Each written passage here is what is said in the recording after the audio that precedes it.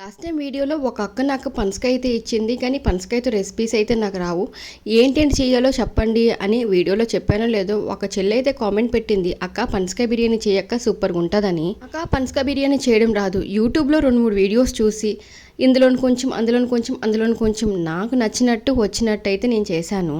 ఈ పనసకాయ బిర్యానీ చేసేటప్పుడు బాగుంటుంది, కానీ ఆ పనసకాయ కోసినప్పటికే సరదా తీరిపోతుంది అనమాట. పనసకాయ బిర్యానీ చేయడానికి ముందుగా పనసకాయ ముక్కలు ఏంటంటే అయితే ఉడకబెట్టుకోవాలి, లేకపోతే నూనెలో డీప్ ఫ్రై చేసుకోవాలి. తర్వాత నేను డీప్ ఫ్రై చేసిన ముక్కలకి ఏంటంటే ఉప్పు, కారం, మసాలా, పెరుగు అన్నీ వేసి మ్యారినేట్ అయితే చేశాను. ఇక్కడ బిర్యానీ కోసమైన మసాలాని రెడీ చేసి దాంట్లో ఈ మ్యారినేట్ చేసిన పనసకాయ ముక్కలు అనేది వేసాను.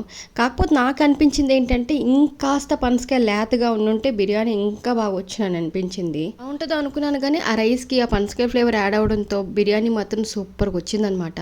పిల్లలకు కూడా చాలా బాగా నచ్చింది. ఇంతకీ మీరు ఎంతమందికి పనసకాయ బిర్యానీ అంటే ఇష్టమో కామెంట్ చేయండి. అలాగే నా వీడియో నచ్చినట్టయితే ఒక చిన్న లైక్ ఇచ్చి సబ్స్క్రైబ్ చేసుకోండి.